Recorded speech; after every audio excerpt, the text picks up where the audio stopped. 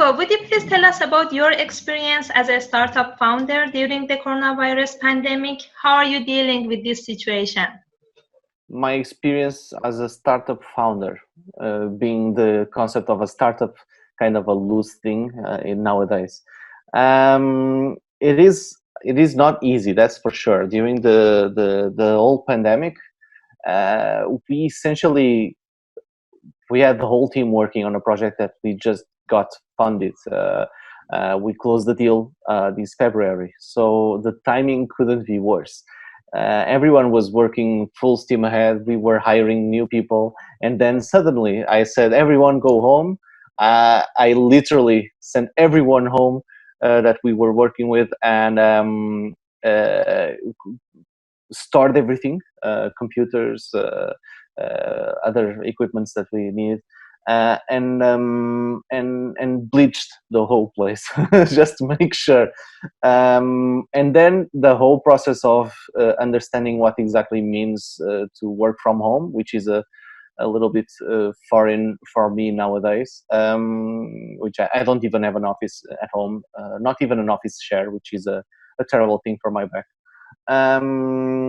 I suddenly noticed that yes, there was a lot of things that we needed to change. We had to buy new services to accompany the whole process of transplanting the whole development of games into everyone's homes. It also meant a lot of adaptation for everyone. I would say that easily we got 3 weeks late in our work just because of that process of adapting to this new reality. So the short answer is it was actually quite hard, but after that it engaged into a nice flow of work, and we are now catching up on everything. But up until those first 3 weeks, they were definitely very, very hard to work with. Can you tell us more about the changes that you have introduced at your company in the past few weeks? Did you make any change to your strategies and business model? The business model itself, no, it doesn't change. We are still essentially a game studio. Many studios actually already work from home. Many indie developers always work from home. We in a way, in our wanting to grow a little bit, ended up having our own place with people working in local. But there were things that changed a lot, which is security-wise, softwares and content that we usually have on a closed network. We had to change that. It's not viable no any longer, since everyone is working from home. Even using VPNs and everything, it creates several layers of problems. So we had to restructure the way we had things distributed within the company. Also, we are so used to have people around us, and our own rhythm, which is going to lunch and eat something and just have a coffee and talk a little bit and see what everyone is doing. And suddenly there's none of that. And the first week it actually felt pretty lonely. We ended up having to create these new ways of communicating, to keep in touch, not just on a professional level, but also on a personal level. We didn't use Slack. We actually tried always to be as minimalist as possible in terms of softwares that we use. So Slack is a new tool that now it's part of the business, and probably will be for many times, for a long time. It will be a little bit hard to let it go now. But I would say that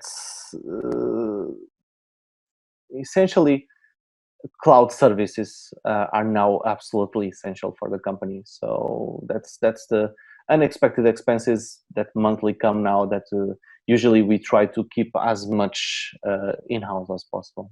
Yeah.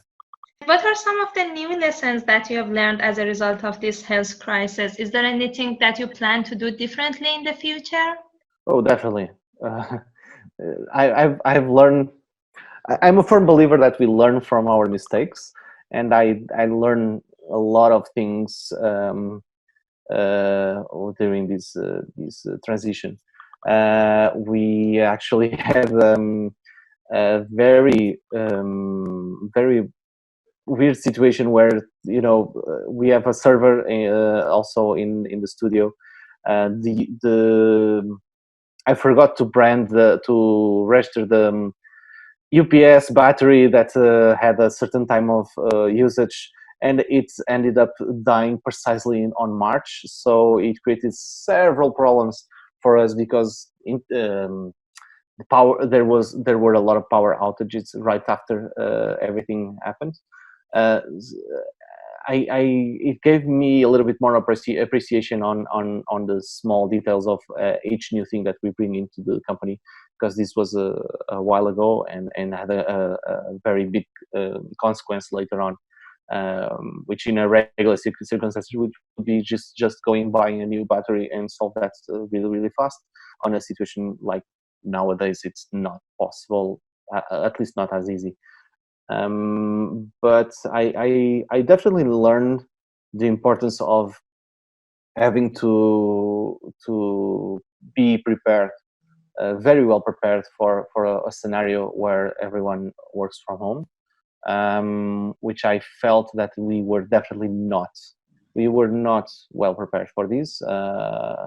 I, I, I, I think that 3 weeks of delayed work was way too long for what we are currently working on. And even though I'm not expecting a new pandemic, you never know what's going to happen in the future.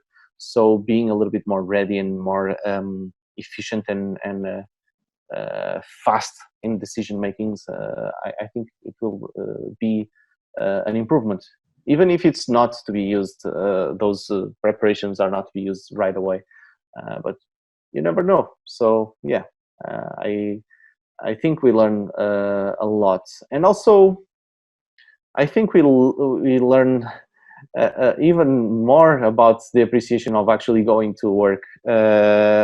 I think everyone misses going to the office, and at first, in the first few days, I thought that was not going to be the case. But wow, I can't tell you how much I miss going to the office. Anyway.